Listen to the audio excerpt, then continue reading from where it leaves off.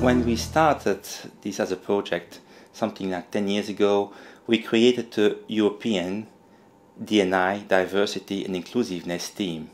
I was nominated by my line manager to be champion for Europe in retail. I was the only male in that team. Surprisingly, I was the only one having a female line manager. So I think she was very clever in nominating a man in the team. That's how it started for me. The second thing is that when I realized the power of the business case of driving really a diversity and inclusiveness agenda in the company, in terms of having a more richer talent pool, in terms of gender, having a much more better understanding of the customers, because our customers, by the way, are also men and women, and thirdly, by having a much wider and deeper perspectives towards more challenging business issues.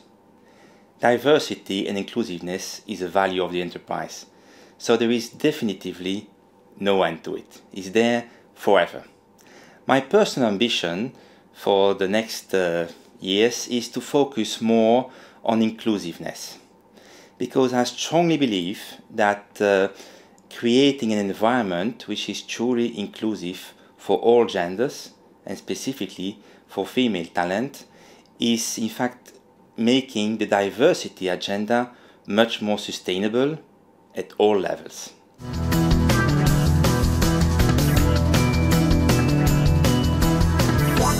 Ten years ago, it started with the design and the personal sponsorship of what we called a diversity and inclusiveness workshop for senior leaders. And we pushed through this workshop something like 1,000+ leaders. That was a big achievement at that time. Today my role is much more evolved towards driving the diversity and inclusiveness agenda into the business meetings, meaning in terms of decision making and in terms of behaviors. And the behaviors are extremely important because for me it is essential to drive a culture which is respectful of people and respectful of differences. I think first of all is taking diversity and inclusiveness in all the talent pipeline decisions, meaning in terms of recruitment, in terms of promotion, in terms of development, and in terms of merit reviews. Number two is being a role model myself, in terms of being mentor for young female talent, in terms of discussing openly in business reviews or in business meetings behaviors and the inclusiveness part of the behaviors. And number three, being open to coaching, because I fully realize, even after 10 years, that I can improve myself if I allow staff to coach me.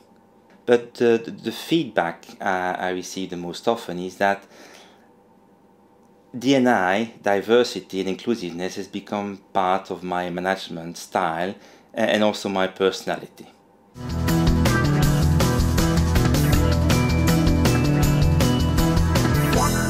Oh, that reminds me of the early days, where the worst resistance I encountered was the silent resistance.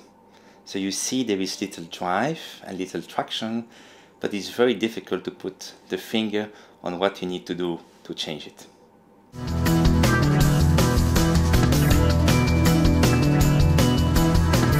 First of all, as a business, put some metrics in place. It's only what you measure that gets done at the end. But that's only the basics. The second thing is really to look at your talent pipeline from a diversity and inclusiveness approach. Third is when you have a talent pipeline which is more diverse in terms of gender, make sure it stays like that. So basically develop them, promote them, and create an environment where people feel, all sorts of people feel at ease and respected. The price of all this, the winning prize, is that much more competitiveness in the marketplace. So you should be interested by it.